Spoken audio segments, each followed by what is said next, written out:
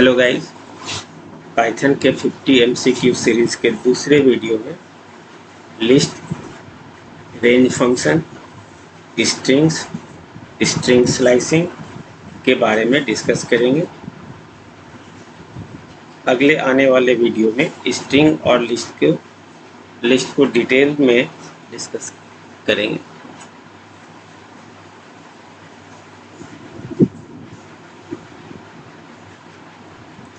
The output of the following code is print list range 0,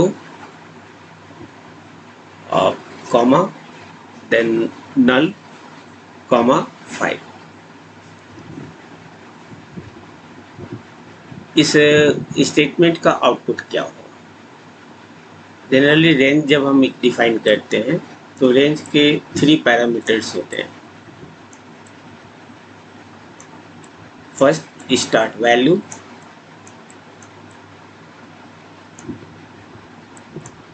then stop value और step value. ये 3 parameters हमें define करने होते हैं, जिसमें स्टार्ट और स्टेप हमारा डिफ़ॉल्ट होता है, लेकिन स्टॉप हमें बताना होता है। जैसा कि यहाँ पर डेफिनेशन में हम लोग लिख रखे हैं, range function. The range is a built in function in Python. Syntax of range function is range, start, stop and step. They are separated with comma. Start and steps are optional. It is used to create list containing a sequence of integers from the given start value up to the stop value, excluding stop value.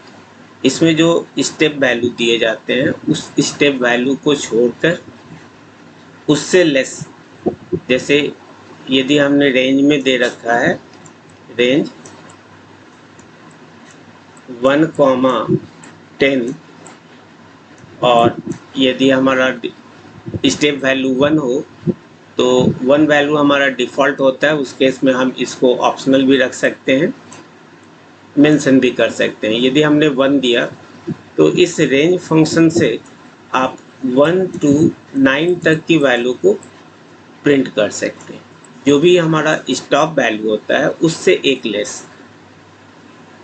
So excluding stop value with a difference in the given step value.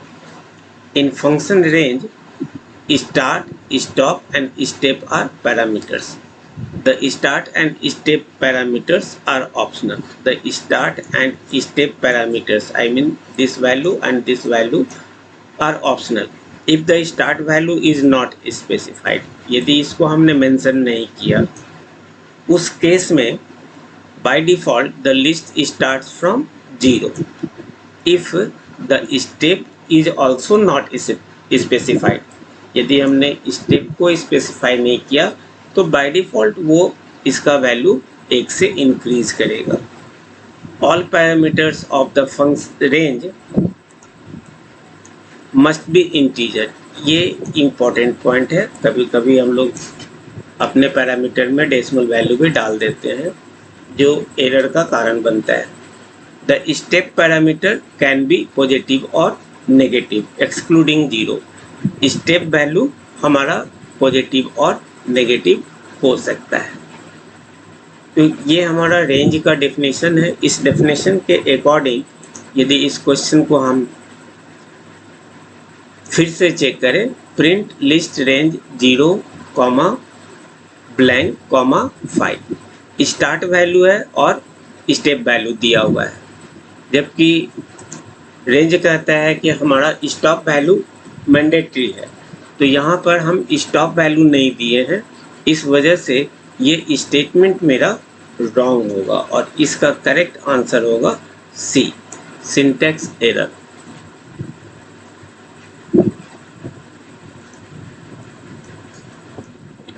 Right the output of the following code.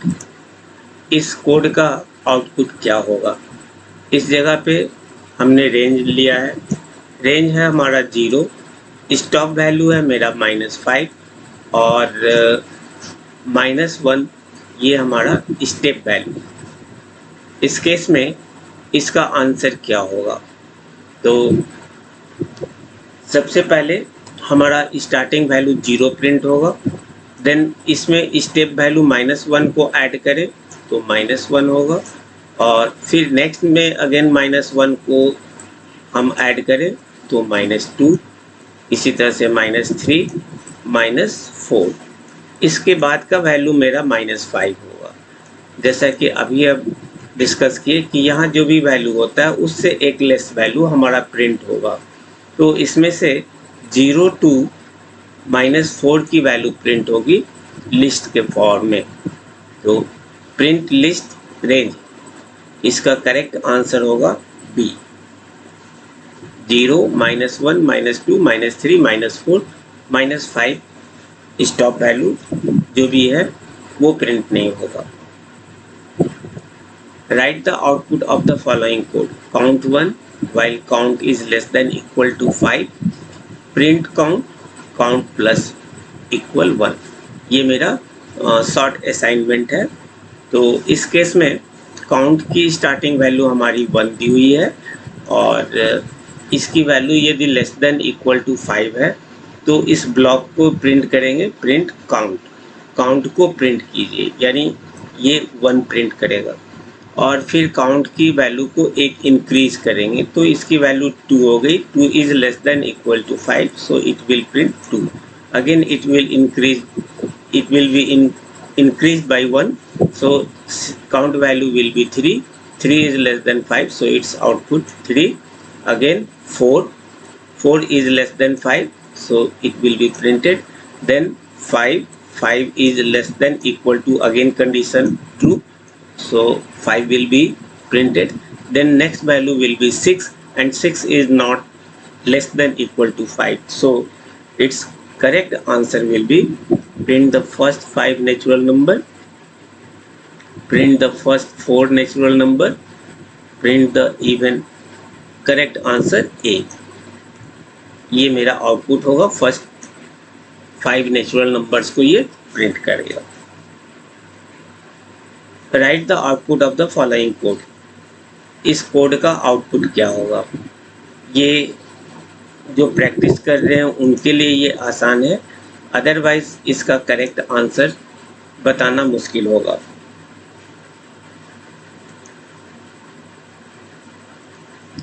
इसका correct answer होगा print range 0, C, range 0,0। Write the output of the following code. इस code का output क्या है? नम की starting value हमारी 0 है, नम की स्टार्टिंग वैल्यू हमारा 0 है। For num in range 10, range 10 कहने का मीनिंग हो गया कि ये वैल्यू 1 से प्रिंट करेगा और 9 तक इसकी वैल्यू जाएगी।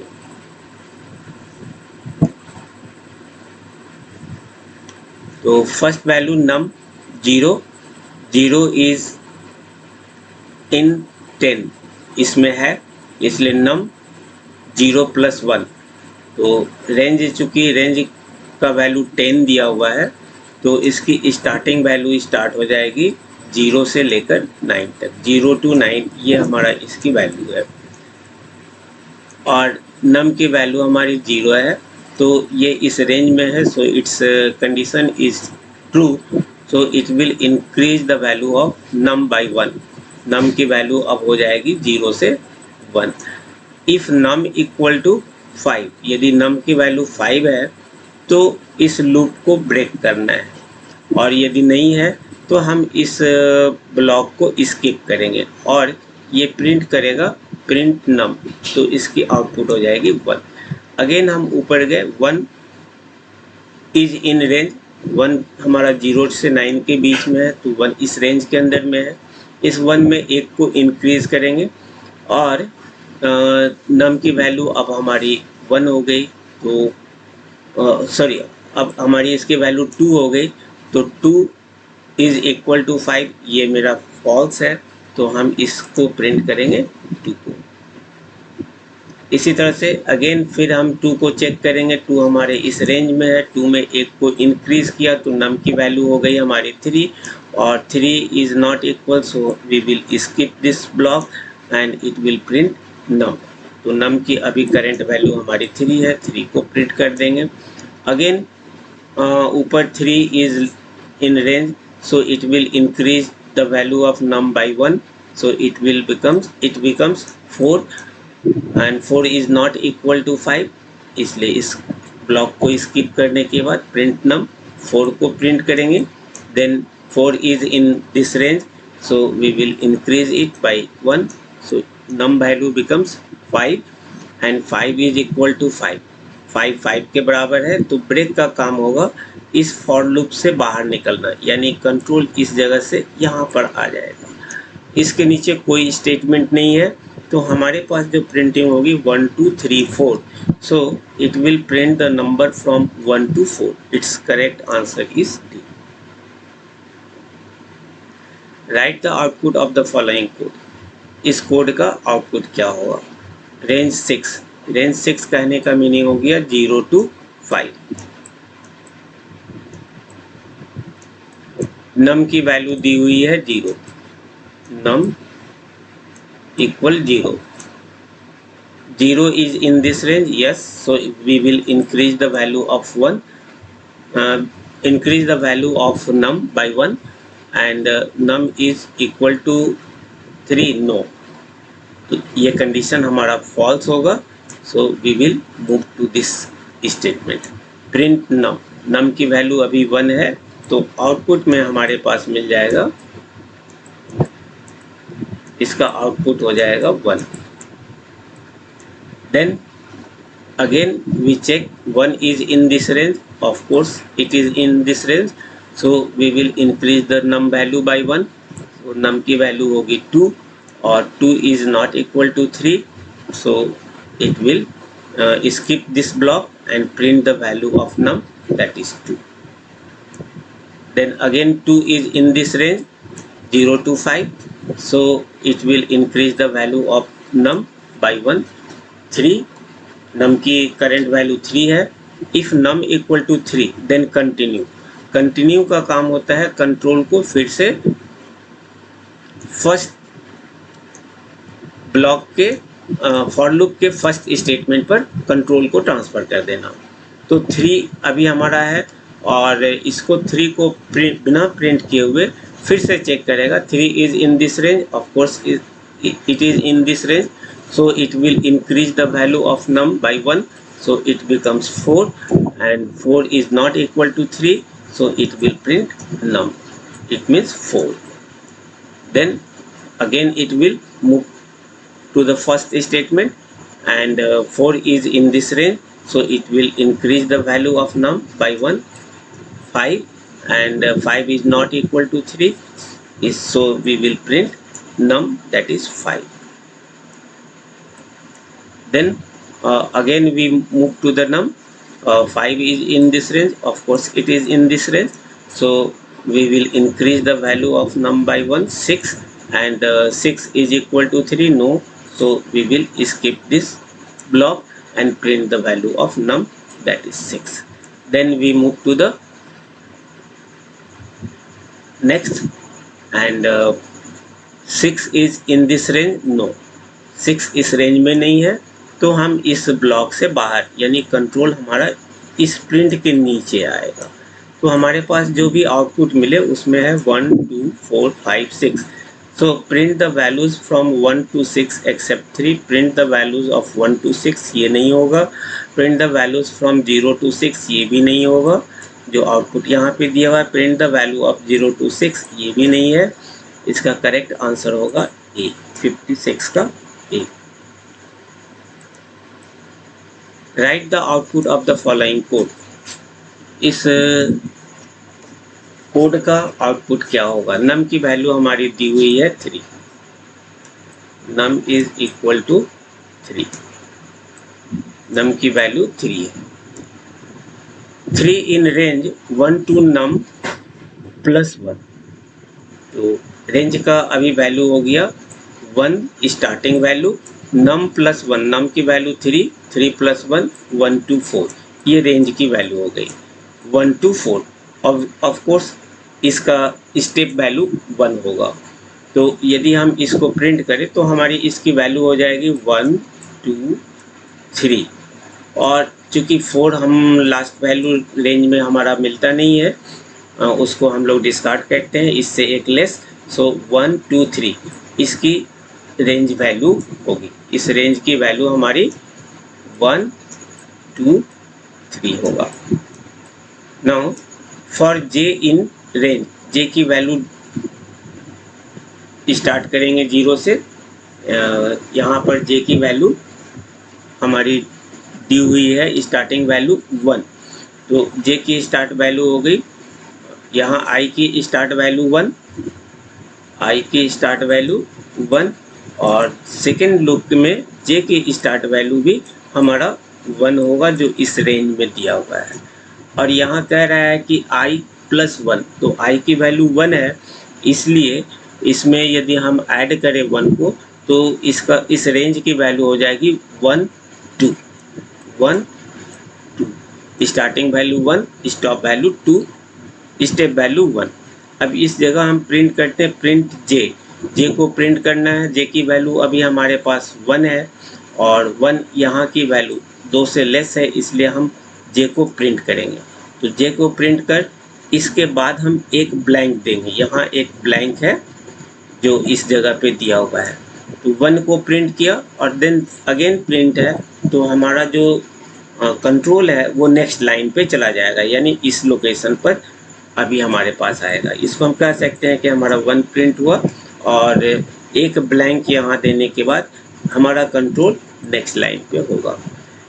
अगेन हम जब फॉर आई में जाते हैं तो आई की नेक्स्ट वैल्यू हमारी होगी 2, और जैसे ही आई की वैल्यू हमारी 2 होगी, जे की वैल्यू हमारी हो जाएगी 1 से 2 प्लस 1 3। इट मीन्स अब इसकी वैल्यू हो जाएगी 1 2 3। तो इस रेंज की वैल्यू हो गई 1 2 and 3।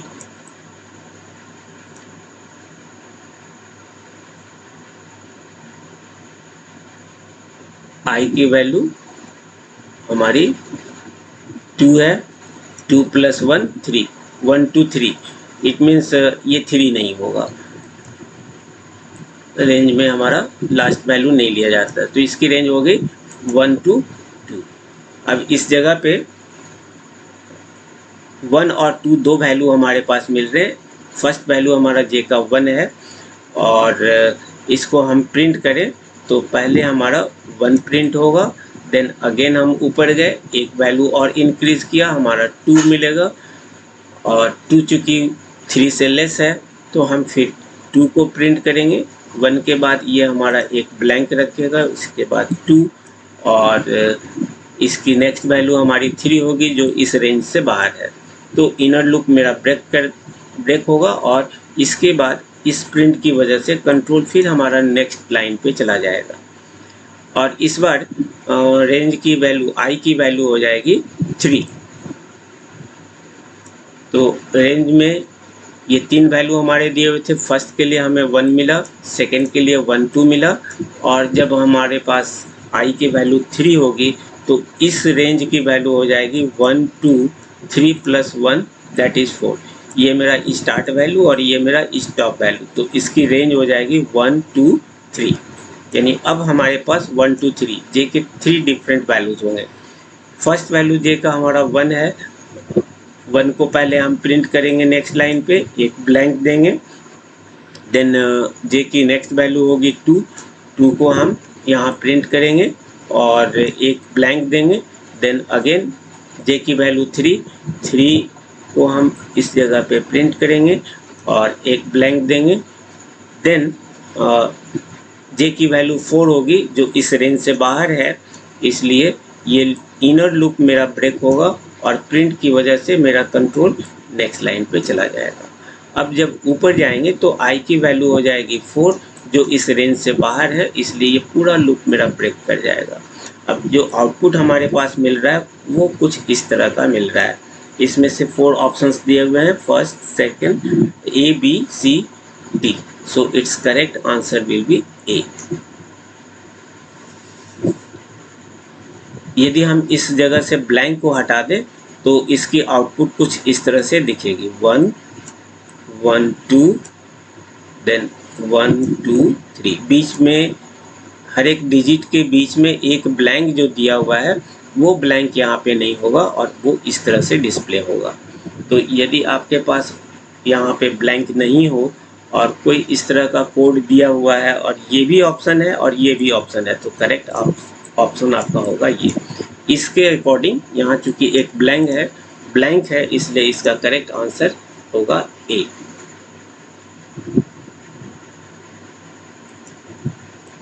In programming, the use of the function is one of the means to achieve. Programming में फंक्शन को हम लोग किस चीज़ के लिए यूज़ करते हैं? यहाँ पर हमारे पास ऑप्शन है मॉड्यूलरिटी, रीयूजेबिलिटी, बोथ, नन। तो जैसा कि हम लोग फंक्शन के डेफिनेशन से जानते हैं, function is use to achieve modularity and reusability. So its correct answer is A and B, that is best answer is C. किसी भी यूजर डिफाइंड फंक्शन को यदि हम यूज़ करना चाहें तो उसका सिंटेक्स होता है, सबसे पहले हम कीवर्ड यूज़ करते हैं डेफ, देन हम फंक्शन का नाम देते हैं और उस फंक्शन के नेम के बाद स्मॉल ब्रैकेट में इसके पैरामीटर्स होते हैं, कितने पैरामीटर्स आप यूज़ कर रहे हैं। देन आइडेंटिफिकेशन के बाद हम इसका ब्लॉक बनाते हैं और इस ब्लॉक में लास्ट वैल्यू हमारा रिटर्न होता है जो कि ऑप्शनल है। यदि हम चाहें तो रिटर्न दे सकते हैं, नहीं भी दे सकते हैं। तो ये एक फंक्शन का सिंटेक्स है। इसी सिंटेक्स की बेसिस पर हम लोग अपना यूजर डिफाइंड फंक्शन बनाते हैं किसी भी प्रोग्राम में। नेक्स्ट क्वेश्चन है find the wrong statement about the function. Function के बारे में इसमें से कौन गलत स्टेटमेंट है? Increases readability particularly for longer code, as by using functions the program is better organized and easy to understand. Correct है। The increases reusability as a function can be called from another function or another program, thus we can reuse or build upon already defined functions and avoid repetitions of writing the same piece of code. ये भी correct है। Work can be easily divided among team members and completed in parallel. ये भी मेरा correct है। यदि हमने बड़े प्रोग्राम को छोटे छोटे मॉड्यूल्स में डिवाइड कर दिया है तो हर छोटे छोटे पार्ट को हम फंक्शन से क्रिएट कर सकते हैं। तो ये तीनों करेक्ट है, इसलिए इसका करेक्ट आंसर होगा D. Find the wrong statement about the function. Again हमारा फंक्शन से रिलेटेड है। इंक्रीज रीडेबिलिटी, ये ऊपर का ही ऑप्शन है इसलिए ये तो सही है। Reduce code length as the same code is not required to be written at multiple places in a program, this also makes debugging easier, ये भी मेरा करेक्ट है। Work can be easily divided among team members, ये भी मेरा correct है। So its correct answer will B D. Right the output of the following code. इस code का आउटपुट क्या होगा? हमने एक फंक्शन डिफाइन किया है डेफ एडनम और इस जगह पे ब्रैकेट, पैरामीटर में कोई भी पैरामीटर नहीं है। तो इस फंक्शन के अंदर हमारे ब्लॉक में num1 इक्वल टू 5 है, num2 इक्वल टू 2 है, दोनों इंटीजर वैल्यू है। सम num1 प्लस num2, तो सम की वैल्यू हो जाएगी 7, 5 प्लस 2 7, इस सम की वैल्यू होगी प्रिंट सम, और जो प्रिंट है वो इस सम की वैल्यू को प्रिंट कर देगा। तो ये मेरा फंक्शन डेफिनेशन है। जब इस फंक्शन को हम कॉल करते हैं एड नम विदाउट एनी पैरामीटर्स, तो ये फंक्शन इस स्टेटमेंट की वजह से हमारा प्रिंट करेगा कुछ वैल्यू जिसकी वैल्यू हो जाएगी 7, print sum. So its correct answer is C.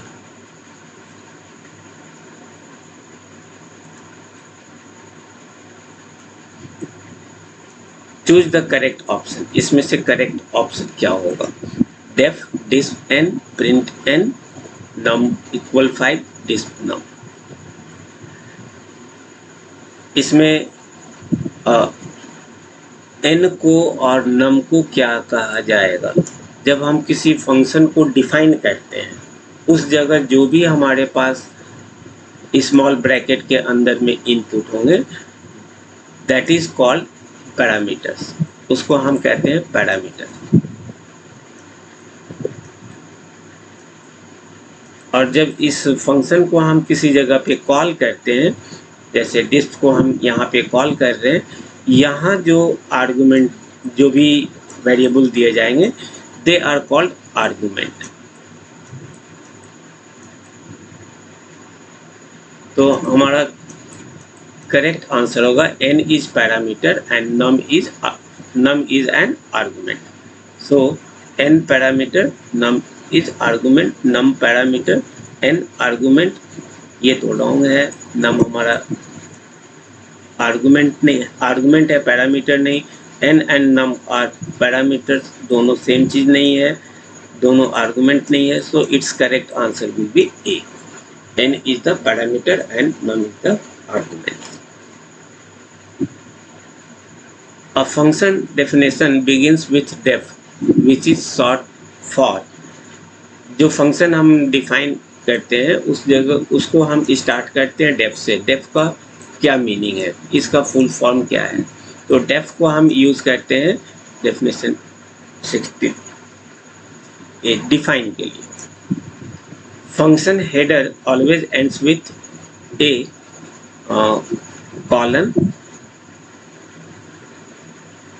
closing curly bracket, semicolon और again closing bracket।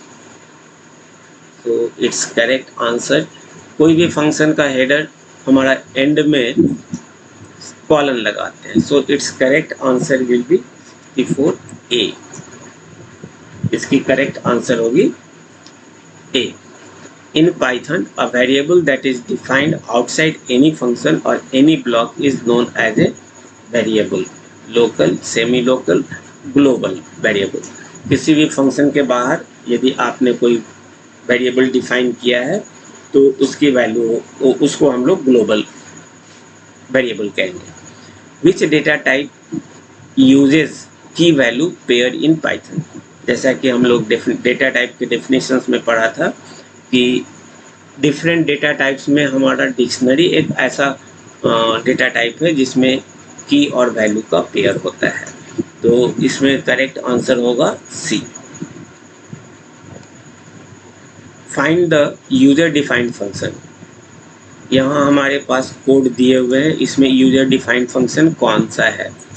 इंट हमारा फंक्शन है लेकिन इनबिल्ट है। इनपुट भी हमारा फंक्शन है मगर ये इनबिल्ट फंक्शन है। तो इंट और इनपुट ये दोनों हमारे फंक्शन है लेकिन इनबिल्ट है। यहाँ प्रिंट भी हमारा फंक्शन है, ये भी मेरा इनबिल्ट है। एक और फंक्शन है सम। तो इस जगह पे यूजर डिफाइंड फंक्शन की बात करें तो हमारा एक ही फंक्शन है और वो है सम। अदर जो फंक्शन है वो इनबिल्ट फंक्शन है जो हमारे पाइथन के लाइब्रेरी से मिलते हैं। तो 67 का करेक्ट आंसर होगा D, sum. Which one is not a data type conversion function? इनमें से कौन डेटा टाइप कन्वर्सन फंक्शन नहीं है? कैर होता है, POW ये हमारा किसी वैल्यूज के क्यूब को फाइंड आउट करने के लिए या इसके स्क्वायर को फाइंड आउट करने के लिए हम लोग यूज़ करते हैं। ये हमारा फंक्शन है, डेटा टाइप कन्वर्सन नहीं है। इंट भी है, लिस्ट भी है, so its correct answer will be B. ये मेरा डेटा टाइप कन्वर्सन फंक्शन नहीं है, बाकी सभी हमारे डेटा टाइप कन्वर्सन फंक्शन है। To call a function of a module the function name should be preceded by the name of the module with a as a separator. जब भी किसी module के फंक्शन को कॉल करते हैं तो सबसे पहले हम मॉड्यूल का नाम लिखते हैं, मॉड्यूल, और इस मॉड्यूल के बाद हम डॉट देते हैं और इस मॉड्यूल के अंदर जिस फंक्शन को हमें कॉल करना है, सपोज कीजिए यदि F1 फंक्शन है तो हम F1 को यहाँ पर डॉट के बाद लगाते हैं। So its correct answer will B dot.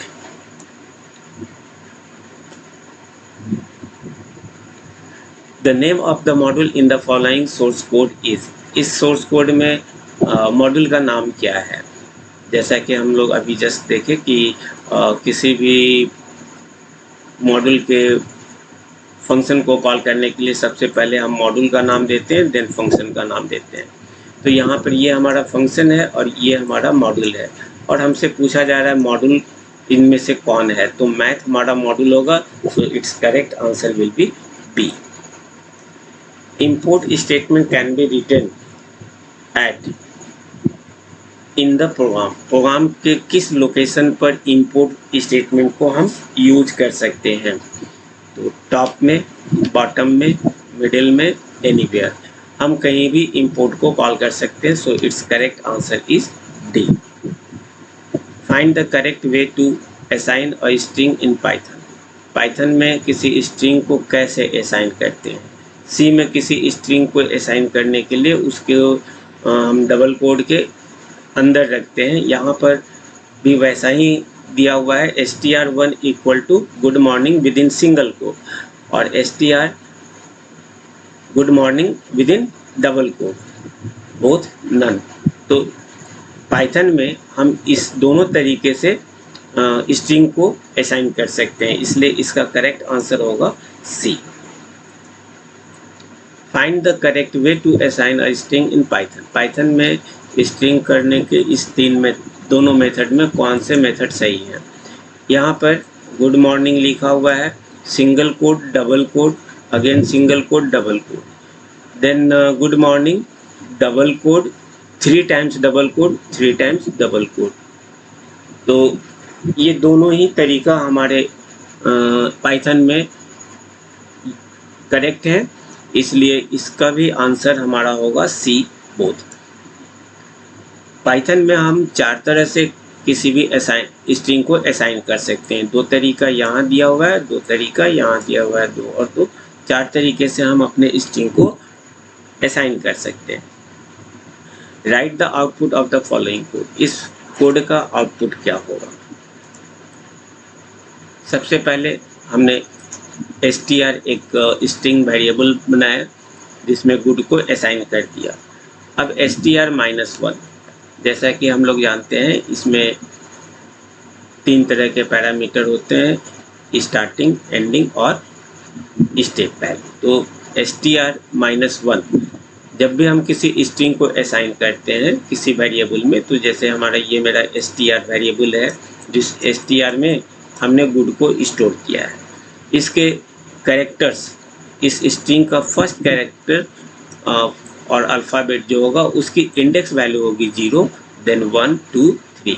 यदि इस स्ट्रिंग का लेंथ निकाले by using len function of the string, string के लेन फंक्शन को यूज़ करके यदि इसकी स्ट्रेंथ निकाले तो इसकी स्ट्रेंथ होगी, चूँकि 4 कैरेक्टर है तो लेन का आउटपुट मिलेगा हमको 4।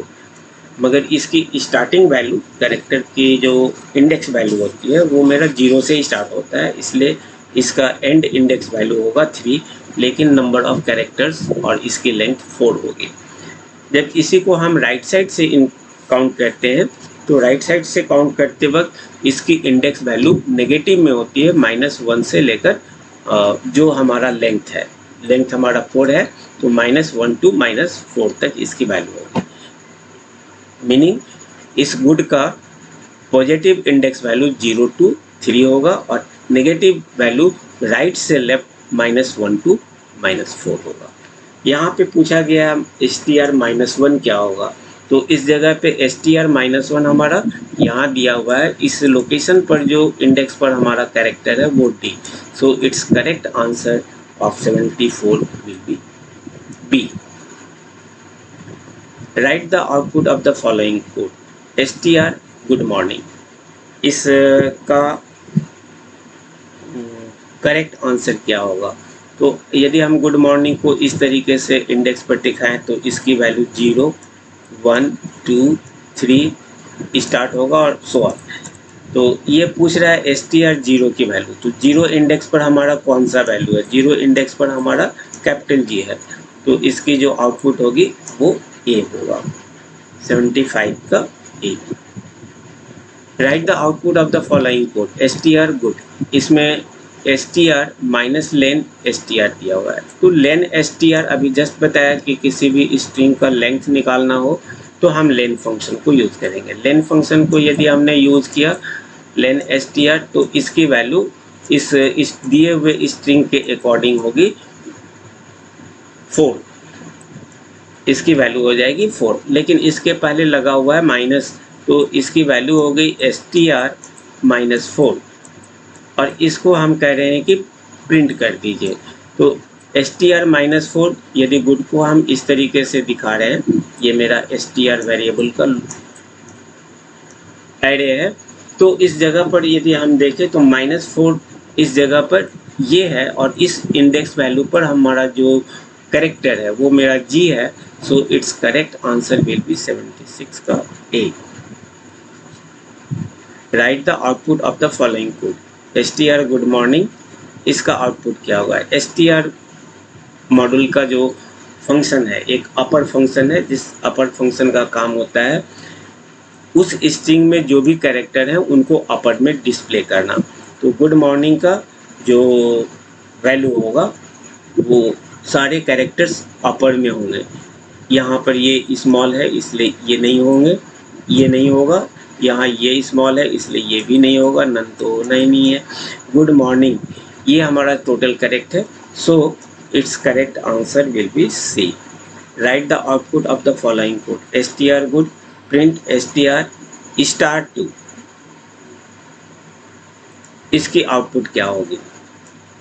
str star 2 str good good good good. जब भी हम किसी स्ट्रिंग के आगे कोई स्टार वैल्यू से हम इंटीजर वैल्यू देते हैं तो उस स्ट्रिंग को ये उतनी बार रिपीट करता है। यदि 3 दिए तो str स्ट्रिंग को 3 टाइम्स रिपीट करेगा, 2 दिए हैं 2 टाइम्स रिपीट करेगा। तो यहाँ पे इसके आंसर str2 ये तो नहीं है। str चूँकि वेरिएबल है तो इसकी जो स्ट्रिंग वैल्यू होगी वो प्रिंट होगा, str वेरिएबल नहीं होगा। तो यहाँ पर 2 वैल्यू दिया हुआ है गुड गुड और यहाँ भी दिया हुआ है, लेकिन जब भी ये स्ट्रिंग को रिपीट करेगा उस समय इस दोनों स्ट्रिंग के बीच में कोई गैप नहीं होगा, इसलिए ये मेरा करेक्ट रॉन्ग है और करेक्ट आंसर है हमारा C. Write the output of the following code. str good print g in str। क्या g हमारा str का मेंबर है? तो ये मेरा इन हमारा मेंबर फंक्शन होता है। इस जगह पे जो भी हमारा स्ट्रिंग या लिस्ट दिए रहते हैं, यदि इसके पहले का वैल्यू यानी g इसका पार्ट है तो वो ट्रू वैल्यू देगा और यदि इसका पार्ट नहीं है तो फॉल्स वैल्यू देगा। इसलिए चूँकि g हमारा गुड का पार्ट है इसलिए इसका करेक्ट आंसर होगा ए। स्ट्रिंग मेंबरशिप के लिए इन यूज करते हैं। Right the output of the following code. इस कोड का आउटपुट क्या होगा? str good print str1:3। तो इस जगह पे स्टार्ट वैल्यू हमारा 1 है और इस जगह हमारा 3 दिया हुआ है।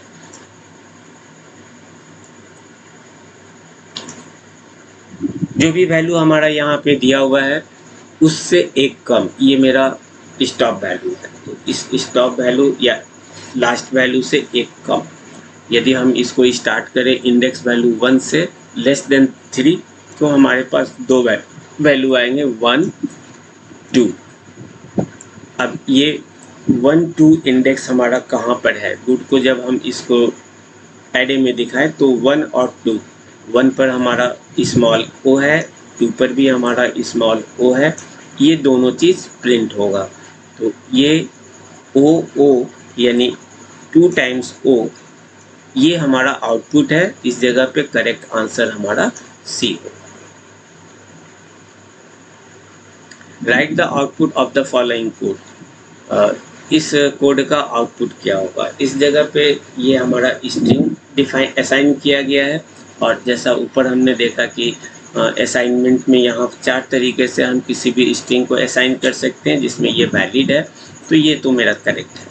अब प्रिंट str1:5, 1 से लेकर 5, तो 5 से 1 लेस यानी 4, 1 to 4 तक की वैल्यू को प्रिंट करेंगे।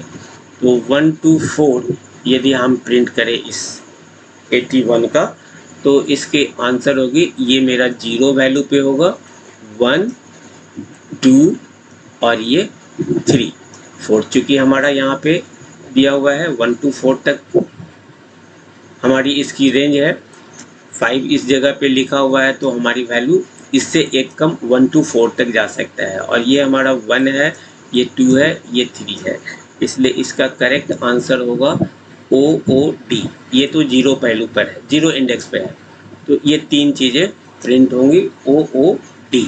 सो its correct answer is D। Right the output of the following code str good। इस जगह पे स्टार्टिंग वैल्यू नहीं है, एंड वैल्यू दिया हुआ है, तो जब भी हम कॉलन के पहले कुछ मेंशन नहीं करें तो वो बाय डिफ़ॉल्ट 0 से स्टार्ट होगा।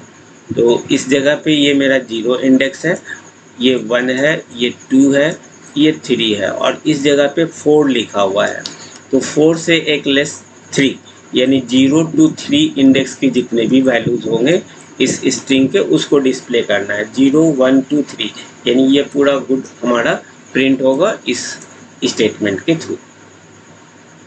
Right the output of the following code. इस कोड का आउटपुट क्या होगा? इस जगह पे स्टार्टिंग वैल्यू दी हुई है, एंड वैल्यू नहीं दिया हुआ है, तो स्टार्टिंग वैल्यू दी हुई है, इसमें ये मेरा 0 है, 1 है, 2 है, 3 है। जब कोई स्टार्टिंग वैल्यू नहीं दिया हुआ हो तो वो लास्ट तक की प्रिंटिंग करेगा। 83 का correct answer OOD, correct answer B।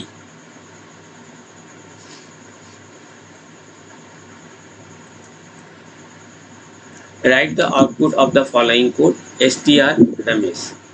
इस जगह पर str में स्टार्टिंग वैल्यू नहीं है, एंड वैल्यू मेरा 4 है और स्टेप वैल्यू मेरा 2 है। तो जब स्टार्टिंग वैल्यू कुछ नहीं हो तो हमारा 0 से स्टार्ट होगा, 0 से स्टार्ट होगा, यानी इसका ये इंडेक्स वैल्यू 0 1 2 3 4 5, ये मेरा str का लोकेशन है। इस str के लोकेशन में r हमारा 0 पर, a हमारा 1 पे XOR ये दिए हुए हैं, तो सबसे पहला वैल्यू तो हमें r मिल जाएगा, इसलिए ये हमको रिसीव होगा 0 इंडेक्स का। देन कह रहा है कि स्टेप वैल्यू 2 है, तो 0 में इंडेक्स वैल्यू 0 में 2 ऐड करें तो हमको मिलेगा 0 + 2 2, तो 2 इंडेक्स पर जो हमारी वैल्यू है वो है m को हम प्रिंट करेंगे। देन नेक्स्ट वैल्यू 2 + 2 4, ये मेरा वैल्यू आ रहा है, लेकिन यहाँ पर एंड वैल्यू मेरा 4 है, जो भी वैल्यू यहाँ असाइन होता है उससे एक कम यानी 3 तक की ही वैल्यू को हमें कंसीडर करना है। तो चूँकि हमारा 4 एक्सीड हो रहा है, नेक्स्ट वैल्यू यदि होता ये 5 होता तो इस s को भी प्रिंट करते, लेकिन ये मेरा 5 नहीं है, यहाँ पर हमारा 4 ही दिया हुआ है। 4 का मतलब 3 तक ही हमें काम करने हैं, थर्ड इंडेक्स तक ही हमें काम करना है, तो थर्ड इंडेक्स तक के अंदर में इसके अकॉर्डिंग 2 कैरेक्टर आ रहे हैं, कैपिटल R और स्मॉल m, तो सो its correct answer will B C। Correct answer 84 का C।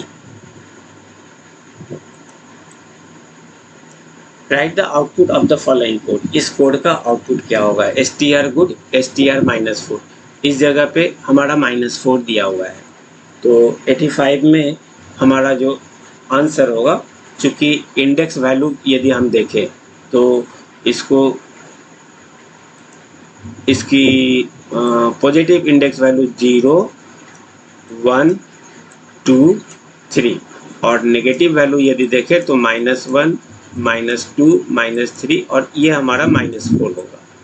तो ये कह रहा है कि str-4 इंडेक्स पर कौन सा है? str-4 पर हमारा कैपिटल G है, so its correct answer will B C।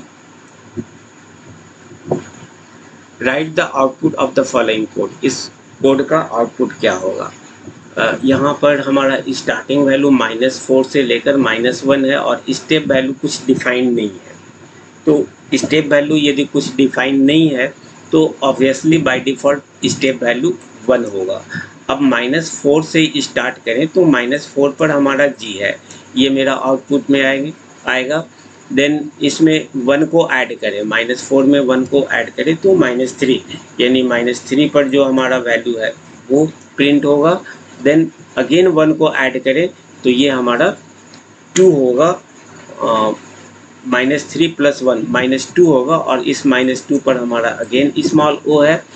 Again इसमें +1 ऐड करें तो -1 और यहाँ जो अपर लिमिट होता है उससे एक लेस, तो -1 की जगह पर जो कैरेक्टर है वो तो प्रिंट नहीं होगा, लेकिन ये 3 कैरेक्टर प्रिंट होंगे, GOO। So its correct answer will be B, GOO। Write the output of the following code, इस कोड नीचे दिए गए कोड का आउटपुट क्या होगा। str good -4 -1 -1 1 और 87, ये भी हमारा आंसर 86 की तरह ही होगा, क्योंकि यहाँ पर इसकी स्टेप वैल्यू कुछ दी हुई नहीं है, तो बाय डिफ़ॉल्ट इसकी स्टेप वैल्यू हो गई 1 और यहाँ पर उस स्टेप वैल्यू को शो कर दिया है, तो जो रिजल्ट इसका है वही रिजल्ट इसका भी आएगा, सेम कंडीशन के अकॉर्डिंग। ये हमारा करेक्ट आंसर होगा बी।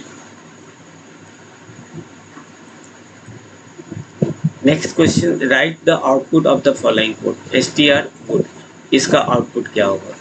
जब भी हम स्टेप वैल्यू नेगेटिव देते हैं तो यहाँ पर जो इसका आंसर होगा, -4 मेरा स्टार्टिंग है, इसमें -1 ऐड कर दें तो -5 चला जाएगा और -1 से लेस ये हमको प्रिंट करना है, तो -4 में -1 ऐड करें -5, ये तो हमारा कहीं से आ नहीं रहा है, -5 कहीं डिस्प्ले नहीं हो पाएगा, -4 नहीं देंगे, 88 -1 -4 और स्टार्टिंग वैल्यू -4 एंड वैल्यू -1, तो नेगेटिव में -4 से तो स्टार्ट नहीं कर सकते, इसलिए इसका करेक्ट आंसर होगा none.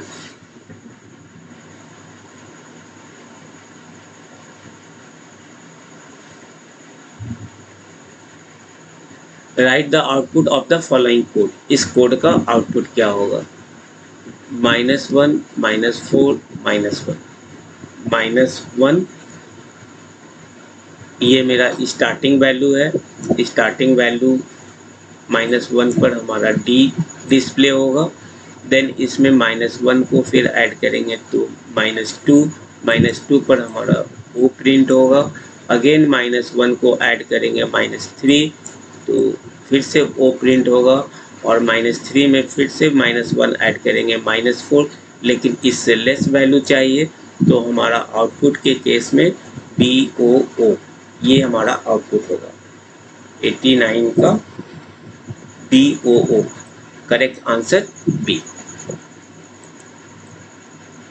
Write the output of the following code. str good -1 -4 +1, -1 में 1 को यदि हम ऐड करें, -1 में प्रिंट करने के लिए गुड का डी होगा और इसमें 1 ऐड करें तो हमारा 0 आ जाएगा, जो कि नेक्स्ट वैल्यू नहीं हो सकता, इसलिए इसका आंसर होगा डी, 90 का D. Right the output of the following code. str good, str good, starting value कुछ भी नहीं है, 0 दिया हुआ है, -4 और इसमें 1 है, तो स्टार्टिंग वैल्यू यदि कुछ नहीं है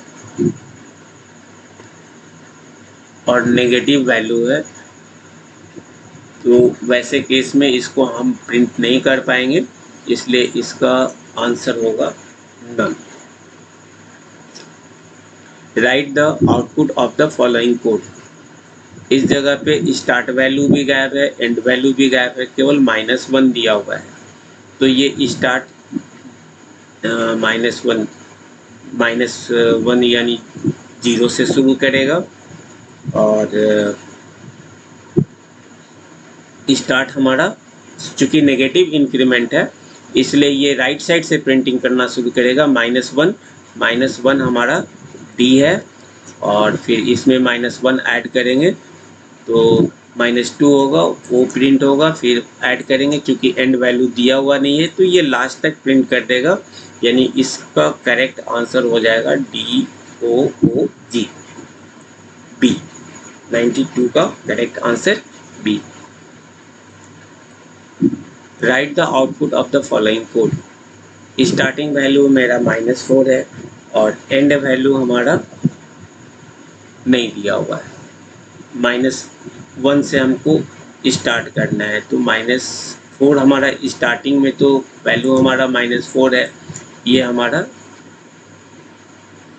स्टार्टिंग वैल्यू हमारा G है, तो इस केस में हमारा फर्स्ट वैल्यू G तो आ जाएंगे। यदि हम इसको रखें इंडेक्स वैल्यू पर तो 0 1 2 3, और नेगेटिव में -1 to -4, तो -4 चूँकि स्टार्टिंग वैल्यू है इसलिए G तो आएगा। अब इस -4 में -1 को यदि हम ऐड करें स्टेप वैल्यू तो -5 जो कि आउट ऑफ रेंज है, इसलिए आगे कुछ प्रिंट नहीं होगा, सिर्फ इसकी एक वैल्यू आएगी capital G। Right the output of the following code. इस कोड का आउटपुट क्या होगा। स्टार्टिंग वैल्यू हमारा कुछ भी नहीं है, लेकिन 1 से इंक्रीज हो रहा है, 1 से इंक्रीज हो रहा है। तो स्टार्टिंग हम 0 से स्टार्ट करें तो 0 हमारा 0 इंडेक्स पर हमारा G है,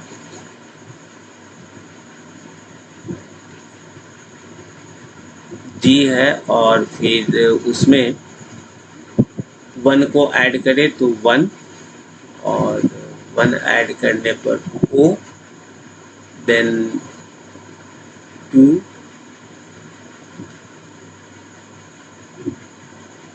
और इस जगह पे -1, एंडिंग वैल्यू मेरा -4,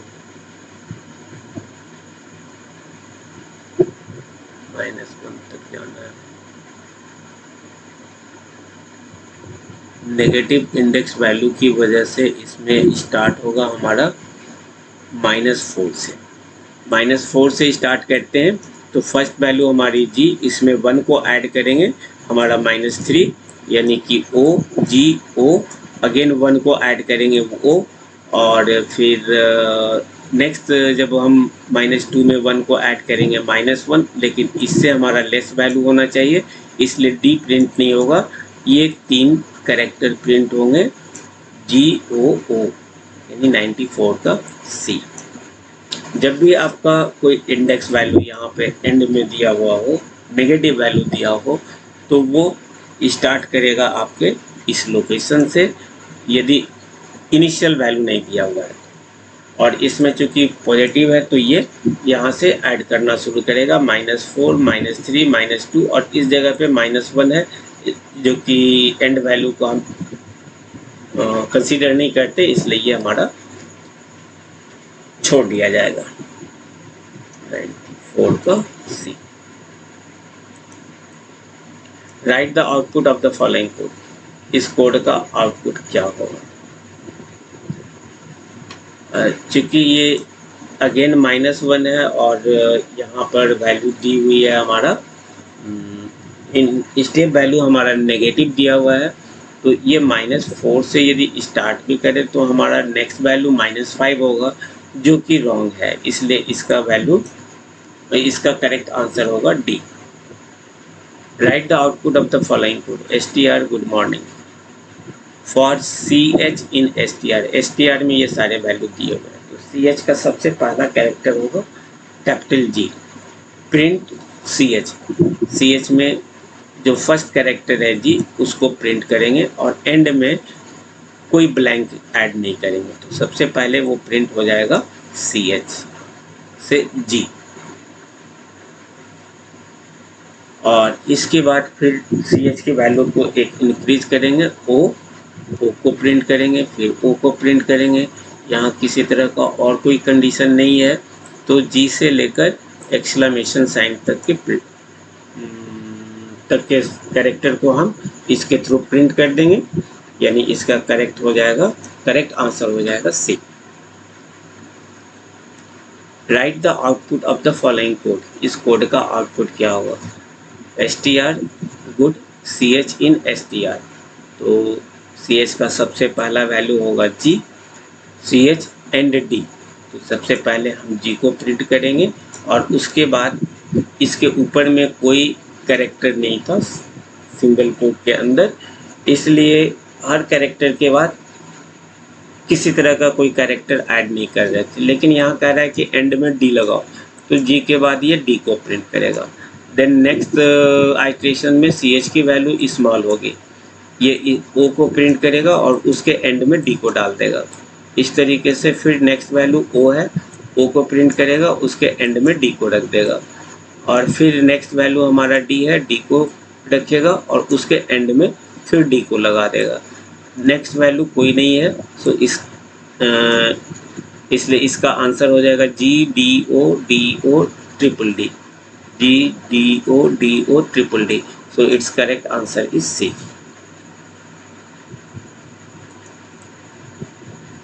right the output of the following code. इस कोड का आउटपुट क्या होगा? यहाँ str मॉड्यूल का टाइटल फंक्शन यूज किया गया है। टाइटल का काम होता है जो भी स्ट्रिंग हमारे पास दिए हुए हैं उसके फर्स्ट कैरेक्टर को कैपिटल करना है और रेस्ट को स्मॉल करना है। तो इसमें G को कैपिटल करेंगे, बाकी सबको स्मॉल करेंगे। यहाँ पे करेक्ट है, इस जगह भी हमारा ये करेक्ट है, इस जगह पे ये रॉन्ग है इसलिए ये नहीं होगा। यहाँ पर स्टार्टिंग में ही मिस्टेक कर दिया इसलिए ये भी नहीं हमारा होगा। टाइटल तो खैर आएगा ही नहीं, इसलिए इसका करेक्ट आंसर होगा A।